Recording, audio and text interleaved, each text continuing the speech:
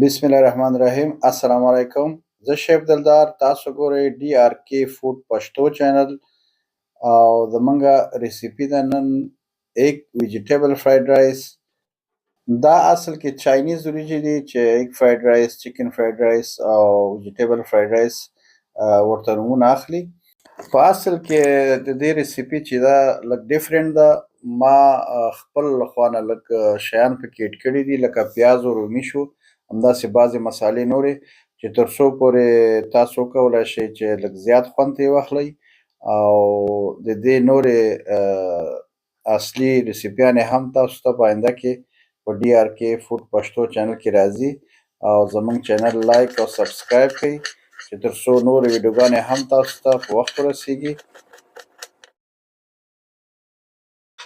اول به رومي، پیاز، شنه مرچ او اوږه او همدارنګ کومې مسالې چې زمونږ په استعمال کې راځي دا به ټول واړه واړه پرې کړو او هغه نه بعد به تاسو ته چې کله مونږ ویډیو شروع کوو د پخلي په وخت کې به تاسو ته هر یو شی اندازه ولیکو او هم به تاسو ته ووایو. نو همده سره زمونږ ویډیو پیل کیږي. نو راځئ چې په جوړولو باندې پیل وکړو. بسم الله الرحمن الرحیم. 2 قاشقې د خوراک سرکه او 3 قاشقې د خوراک سویا ساس دا به هم پکې استعمالیږي.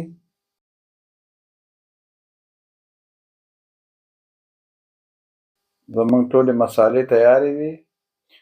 وریجې 1 کیلو بسمتي وریجې، دا سیله وریجې نه دي، دا بسمتي دي، دا صرف 1 ساعت یا نیم ساعت خیشتېږي اوبو کې خلاص. مالګه 2 قاشقې د خوراک. وریجې باید چې 80% نرمې شي.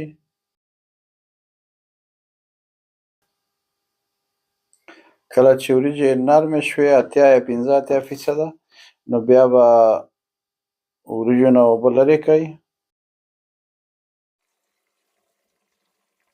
غوړي 4 قاشقې د خوراک او زیره 1 قاشقه د خوراک. هګۍ 3 دانې.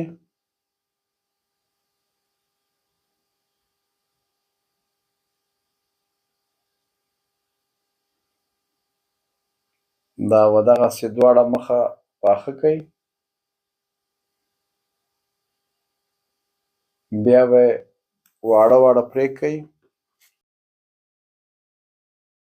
غوړي نیمه پیاله، پیاز 2 دانې میډیم، اوږه 2 قاشقې د خوراک،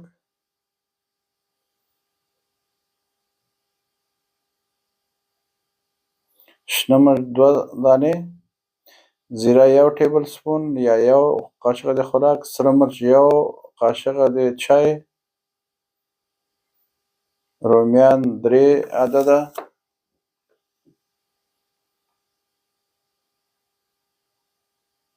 دنیا 1 قاشقه د خوراک، زیره 1 قاشقه د خوراک،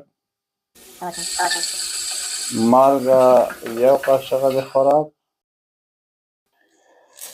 موږ سره خو دغه 4 رقمه سبزي وه چې موږ پکې استعمال کړه.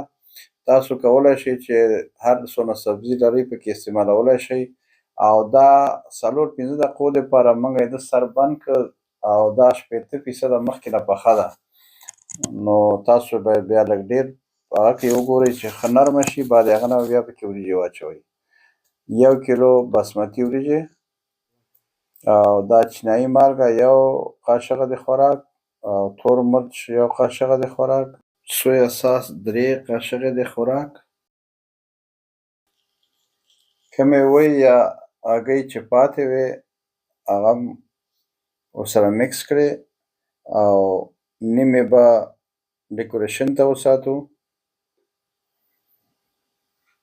د 80% یا 50% ما ځکه ویله چې چینایان خو ورته دم نه ورکوي او موږ بیا ورته دم ورکوو. لږ 10 یا 15 دقیقې دغه وخت کې دم ورکړه ورته.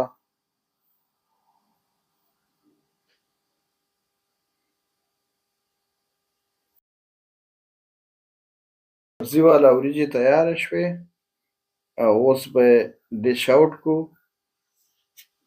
او کومې وی چې پاتې وي هغه به ډیکوریشن دپاره استعمال کوي، ښکلا دپاره. فرای پیاز یا سره کړي پیاز هم موږ استعمالوو، که تاسو استعمالوئ او که نه استعمالوئ دا پروا نه کوي. زموږ نننۍ ریسیپي پای ته ورسېدله، ویجیټیبل فرایډ رایس یا سبزي والا وریجې. نو راکئ ماته اجازت، بیا به ګورو انشاءالله د یو نوې ریسیپي سره. ښه وخت ولرئ، د الله په امان.